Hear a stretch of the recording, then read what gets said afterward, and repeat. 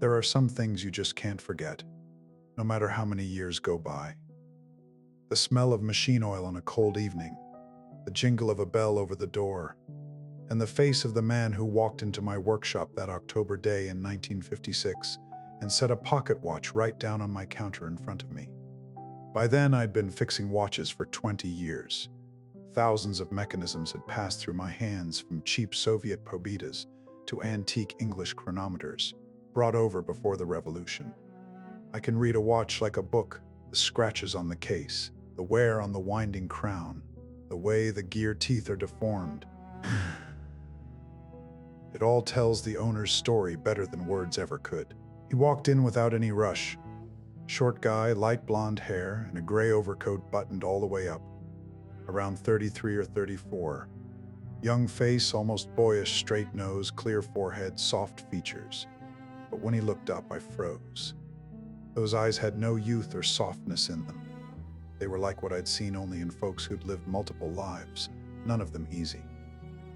He came up to the counter, quietly. No hello, no explanation.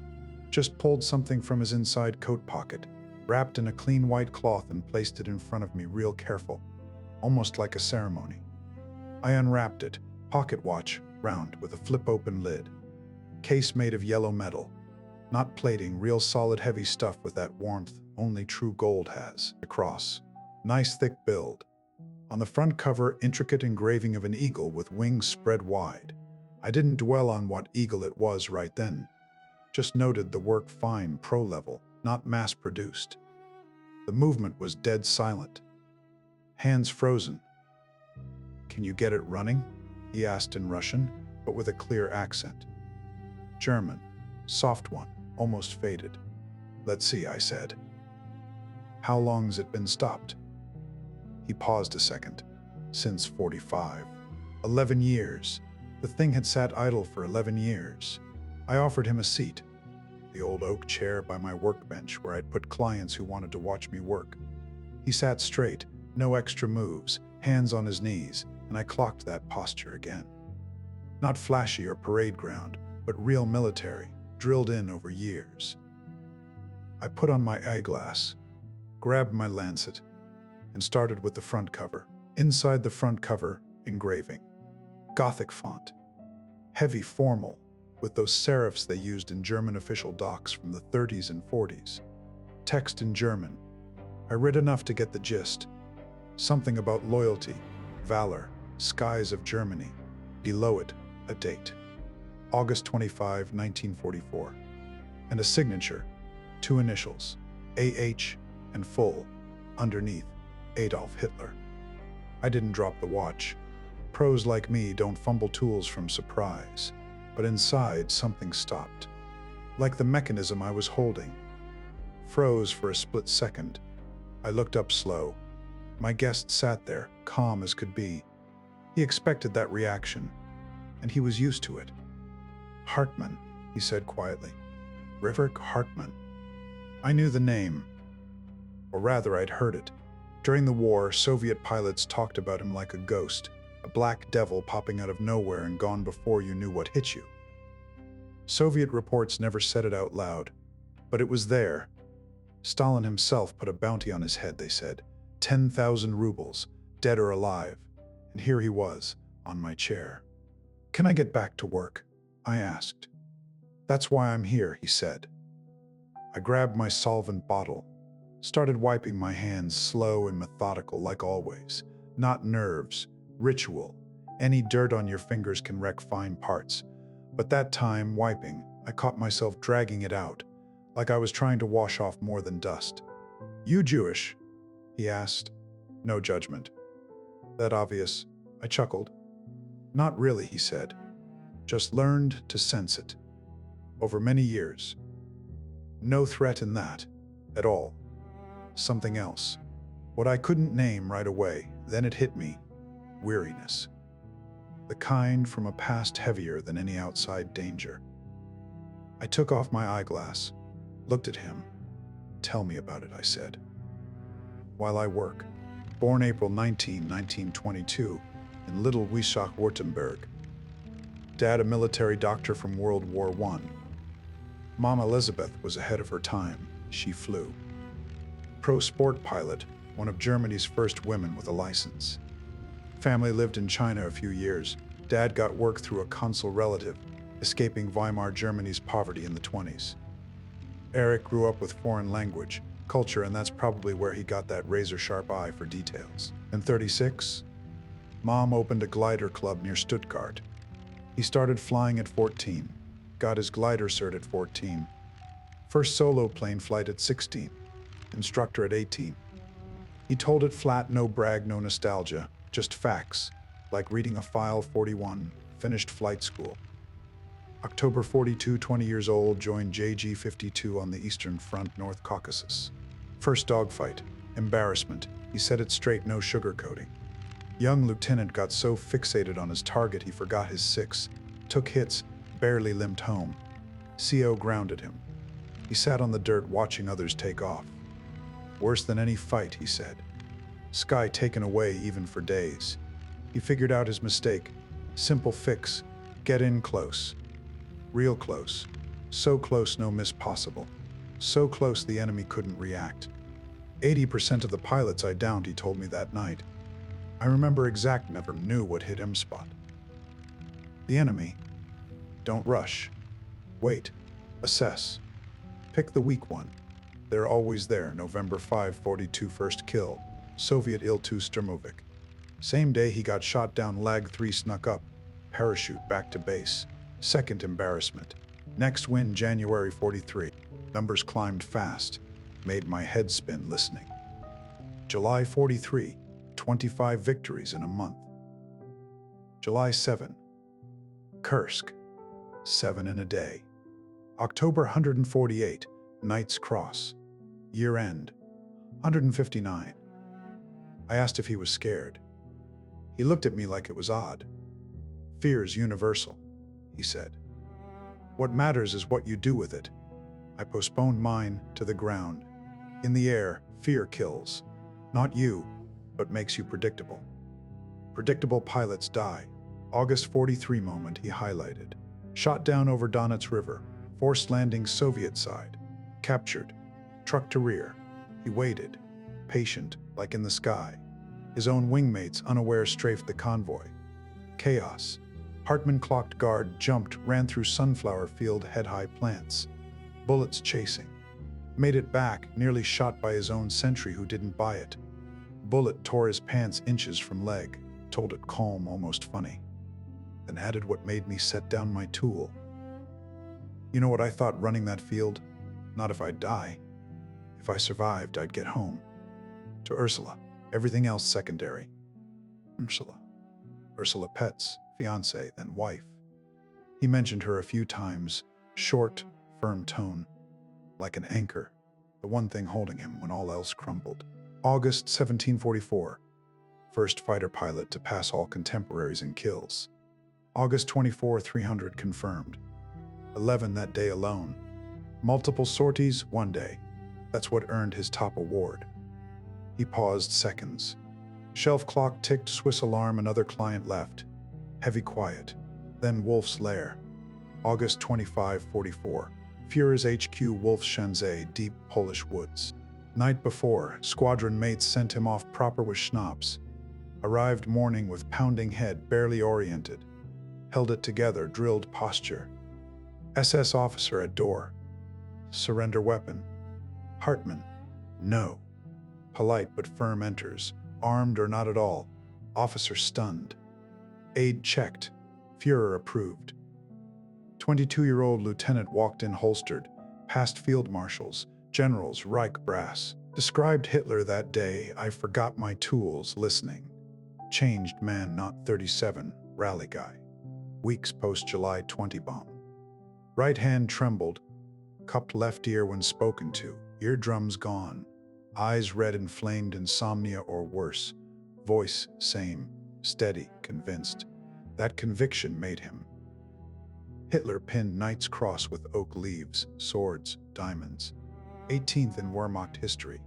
Only 27 total. He said, if only more like you, and Erich Hartmann whispered. I eyed the watch. 11 silent years. Every scratch under eyeglass now a story. What next? I ask, guessing war. To the end short, war for Hartmann. 9 more months post-Lair. Score rose 320, 330, 340, March 45, past 336. Adolf Galland, legend JV-44 elite. Second invite to Jets, Me-206-2's world's best then. Hartmann said no. Why? A fly is regular there. Below my rank I commanded my men. More than pride. His guys. Squadron talked of pilots like family. 0 wingmen lost whole war. Bigger than awards, 352 kills. May 8, 1945. Germany surrendered. Same day Hartmann's last sortie. Over Brno, Czech downed Yak 7 352nd. Back rallied pilots, burn all squadron planes. Every one. Deny Soviets. Watched machines burn. Silent. Led survivors west to U.S. 90th Infantry Division near Pasek. Allies Geneva rules, humane POWs. Chance to survive, reach Ursula. Stopped on surrendered tone like betrayal. Not his. Theirs. Yanks held 3 days, then Yalta, handed to Soviets. I quit pretending to work. Held watch, listened. First camp, peat bogs near Kirov. Short description, enough. Of 1,500 with him, 200 survived first winter. Hartmann flat, no drama. Processed fact. Lucky 6 weeks later, Grizovets camp, Vologda. Barracks, hospital, soccer field, river swim summer. Decent food, better than most Soviets 46. Officers formed anti-fascist groups for perks. Some sincere, broken, others for extra rations. Hartmann refused. Camp command, freedom for GDR Air Force service. New Socialist Germany, Soviet zone. Not just free sky again. Said consult wife first. Denied, stayed. Interrogations, wanted signature, war crimes. Charges sloppy, no route checks.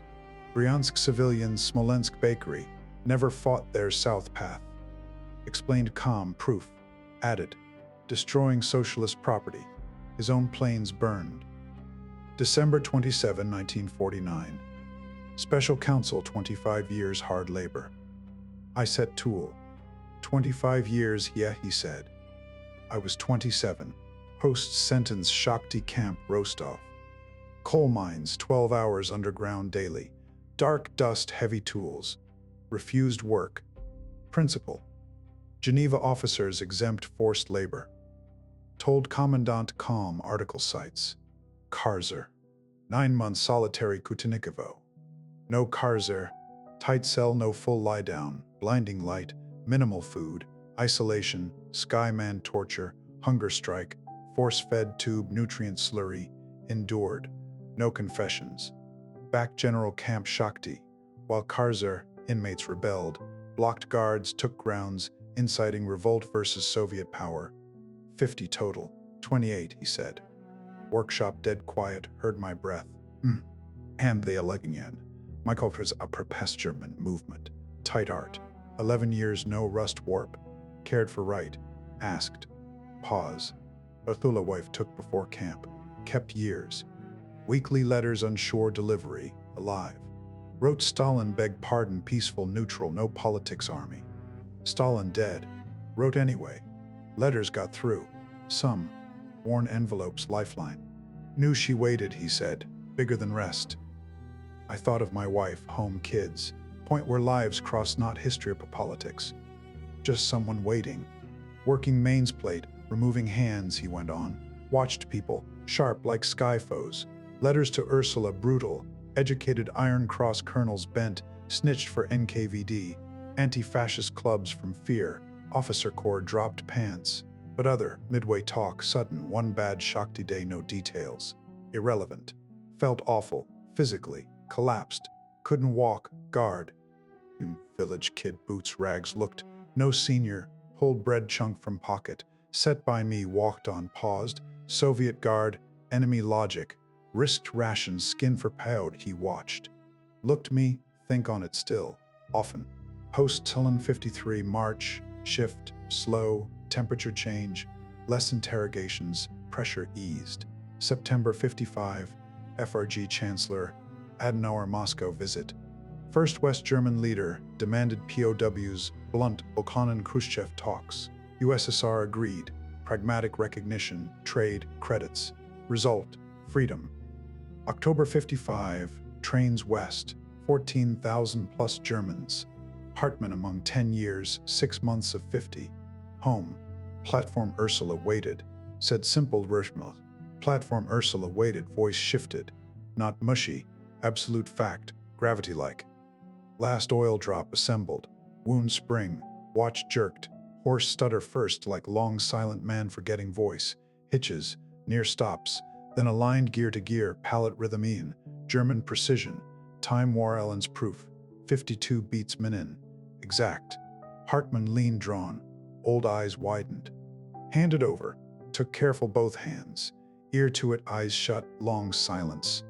Face then wordless, deeper than joy relief. Inner core untouched by talk.